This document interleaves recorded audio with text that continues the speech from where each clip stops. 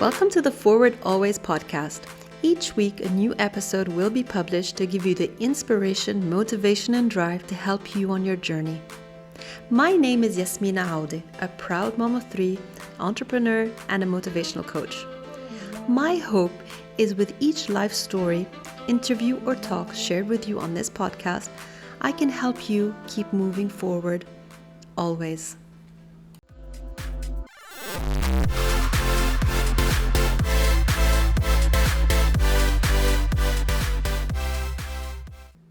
Losing your child is probably or is the worst thing that could happen to a parent. You can plan for everything, but you can never be prepared for this. When we lost Adriana, I didn't want to live anymore, and that's how dark and empty I felt, the first few years. I couldn't handle the fact that I had to continue living another 5, 10, 20, 40 years without her. Or even worse, losing someone else ever again. I felt so alone. And no matter how much my friends and my community tried to console me and to tell me it's going to be okay, it wasn't the same because they had no idea what I was feeling, what I was going through, what I am still going through. I joined online Facebook groups for grieving mothers so I wouldn't feel alone. Just reading strangers talking about their children 30 years down the road, how they still grieve for them, and that grief is okay. I shouldn't feel guilty that I still feel sad. And sometimes society makes you feel that way, or society makes you feel, I remember, people telling me, oh, but you have your son and now you have your daughter. Why do you still feel this pain? It's not the same.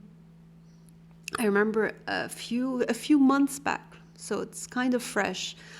Someone came up to me and said, I heard you call yourself a mom of three. And I laughed. I was like, why? Because she's like, your daughter passed away, so how can you still be a mom of three? The memory and the love that you had for someone once they pass away does not go away. And for another mother to tell me that so heartlessly makes me think that you will never understand what a grieving mother goes through. So I'm sharing this today because I do know that there are so many grieving mothers out there that are going through so much pain, and talking about their children even years on makes them feel somewhat, out of place. People don't understand, why are you still grieving? Why do you still feel sad? Why haven't you moved on? We have moved on. We are stronger. We now see life and the world in such a different light that I hope you never see that same light. Time doesn't heal anything. It just teaches you how to live with the pain. I live with the pain daily, hourly, minute by minute. And that's something that I am not alone in. As days turned into months and soon to years, you learn that you need to move on. You learn that you have to move on. You need to get up every morning and you need to continue living. That's easier said than done. We all fall and then we rise. And as my first podcast talked about, is unleashing my inner warrior. My warrior is always there. But telling someone, when they are going through their darkest, most hurtful moments, that yes, you need to move forward, you need to keep going, it sounds so harsh. She's gone no matter what, and I can never get her back. But what I can do is continue living for her. So staying in a state of mourning and self-pity was exhausting me. It was exhausting my family. So people tell you They think you're faking being strong. And that's 100% true. I'm not strong, but I didn't have a choice. There is no power on earth that can give a human, any parent, the strength to live without their child. But what choices do you have? Yes, I fake my smile more times than I care to admit. And people close to me know that when I'm smiling, there's so much pain behind it.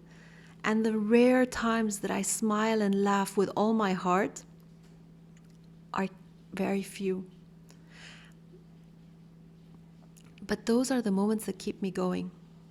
The moments I grab onto after living the worst case scenario, the worst thing that could happen to another human being or a parent. And you got to keep going.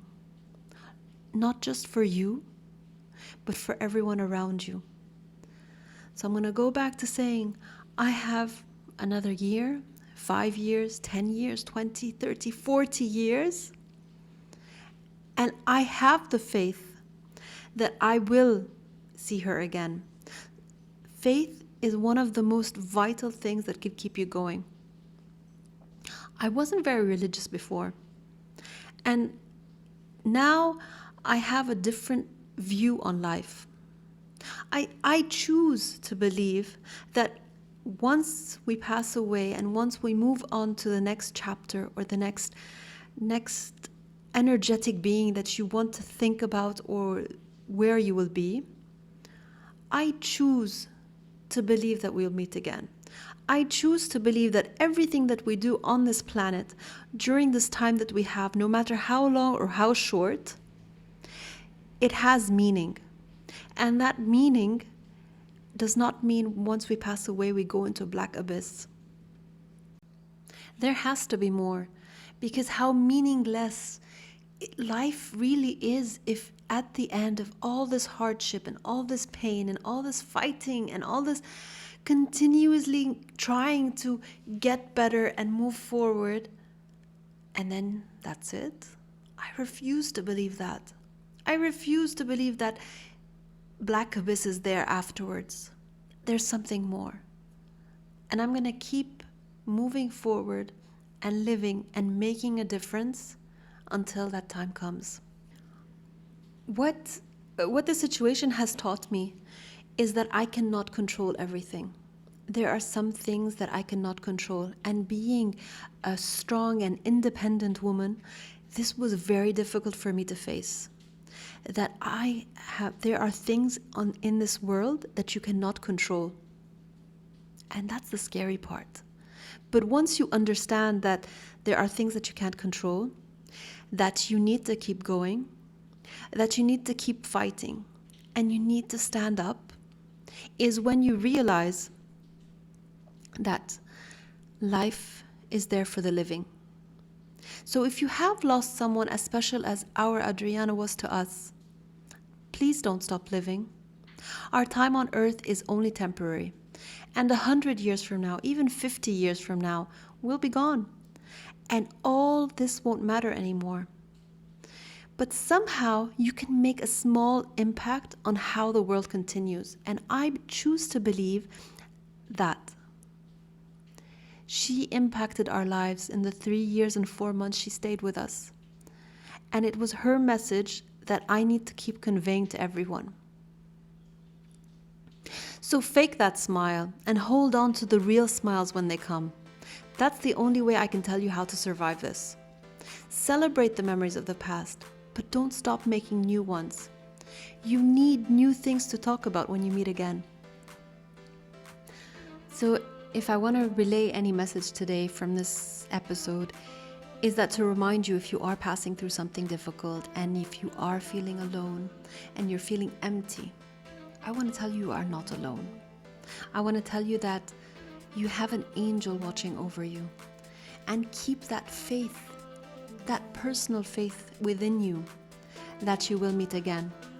And keep going, keep moving forward, and keep going strong. As always, I send you all my love. Take care.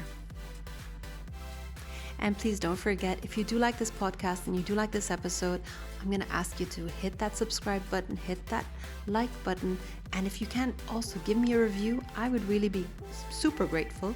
It'll help me grow organically and reach more people. Thanks so much, everybody. Take care.